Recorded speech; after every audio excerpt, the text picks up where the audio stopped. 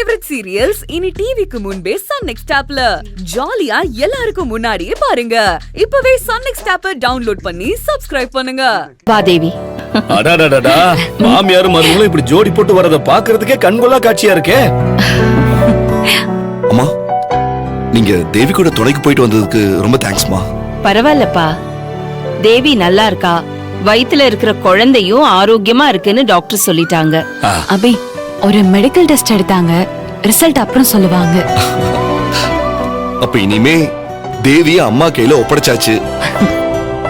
அவங்களே தேவிக்கு தேவையான எல்லாத்தையும் பாத்துப்பாங்க. நான் ரிலாக்ஸ்டா பிசினஸ் மட்டும் கவனிச்சா போதும்னு நினைக்கிறேன். அப்படியெல்லாம் இல்ல அபி. இந்த மாதிரி நேரத்துல ஒரு பொண்ணுக்கு அவ புருஷனும் அம்மாவும் தான் பக்கபலமா இருக்கணும். மாமியாரா நான் தேவிய என்ன அன்பா பாத்துக்கிட்டாலும் நீ பாத்துக்கிட்டாலும் தேவியோட அம்மா பாத்துக்கிற மாதிரி ஆகாது. சில பேருக்கு அந்த குடுப்பனை எல்லாம் இருக்கிறதே இல்ல. என்ன பண்றது? இல்லங்க, தேவியே சிச்சுவேஷனை புரிஞ்சுக்கிட்டு அவங்க அப்பா அம்மா கிட்ட பேசி அவங்கள இங்க வர வைக்கிறேன்னு சொல்லிருக்கா. அப்படியா? அப்ப சரி, ரொம்ப சந்தோஷம். நல்லதே நடக்கட்டும்.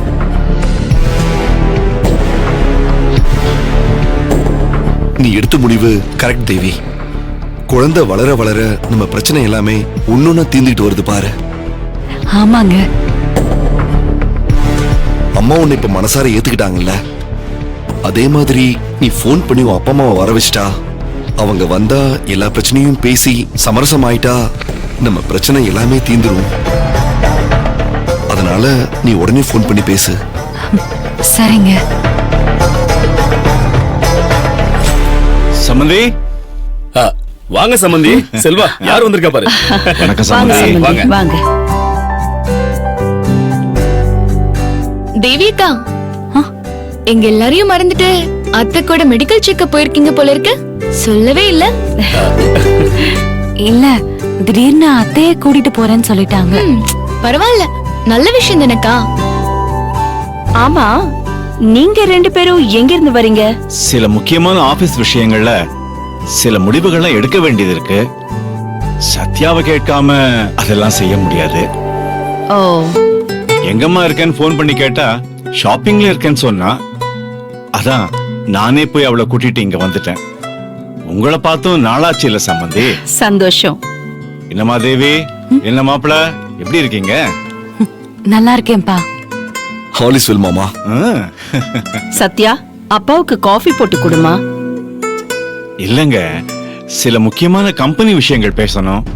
வித் யுவர் பெர்மிஷன் நான் சத்யாவோட ரூம்ல போய் பேசலாமா? இதுக்கு எதுக்கு பெர்மிஷன்? தாராளமா போய் பேசுங்க. தேங்க்ஸ் சம்பந்தி. அப்பா, தேவிகா சூப்பரா காஃபி போடுவாங்க. நம்ம ரெஸ்டாரண்ட் காஃபியை விட பிரமாதமா இருக்கும்பா. அப்படியா? அப்ப நான் டேஸ்ட் பண்ணியே ஆகணும். தேவி, நான் சத்யாவோட ரூம்ல இருக்கேன், எனக்கு காஃபி போட்டு எடுத்துட்டு வரியாமா? ஓ, பெர்மிஷன் இங்க இருந்து வரணுமா? சரிப்பா, எடுத்துட்டு வரேன். வாங்கப்பா, நம்ம போலாம். வாமா.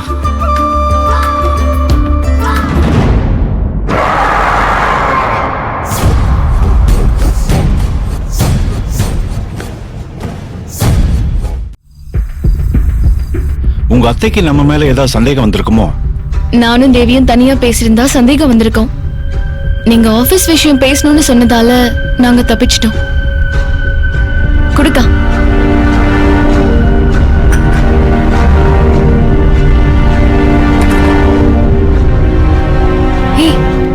என்ன சத்யா, ஹாஸ்பிட்டல்ல என்ன நடந்தது?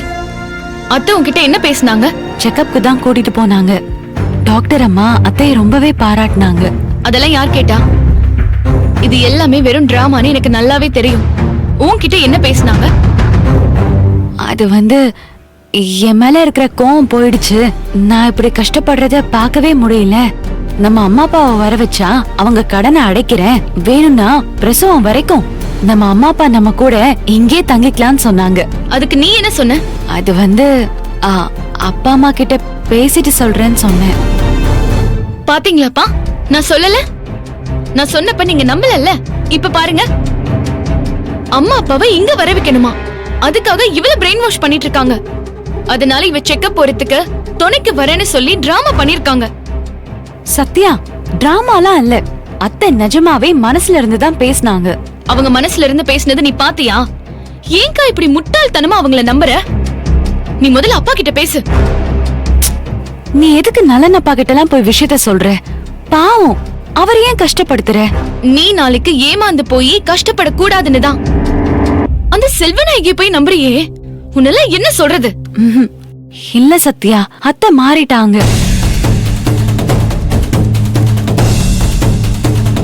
தேவி, சத்யா என்கிட்ட எல்லா விஷயமும் சொன்னதுல உனக்கு என்னமா பிரச்சனை?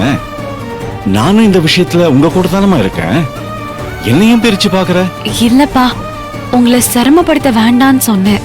என்ன நீ நிஜமாவே கஷ்டப்படுத்த கூடாதுன்னு நீ மனசார நினைச்சேன்னா செல்வநாயகியை நம்பி நீ எதுவுமே சொல்லக்கூடாதுமா. இத பாரு, சத்யா என்கிட்ட எல்லா விஷயத்தையும் சொல்லிட்டான்.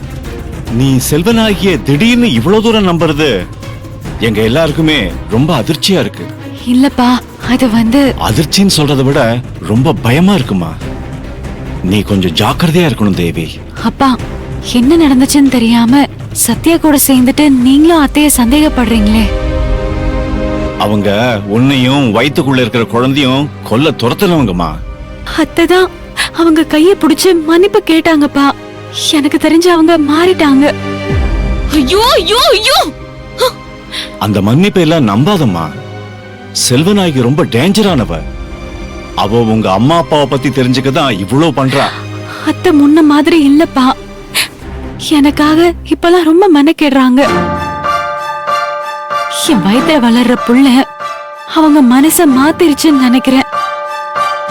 பிரசவம் வரைக்கும் என் அம்மா இருக்கணும், அவங்கள வர வச்சு கூட வச்சுக்கோன்னு பெருந்தன்மையா சொன்னாங்க. அது பெருந்தன்மை கிடையாது, நம்ம வச்சு கழுத்து இருக்கிற வேலை. இல்ல, கண்டிப்பா அம்மா அப்பா வந்து பேசினா எல்லா பிரச்சனையும் சால்வ் ஆயிடும் சத்யா.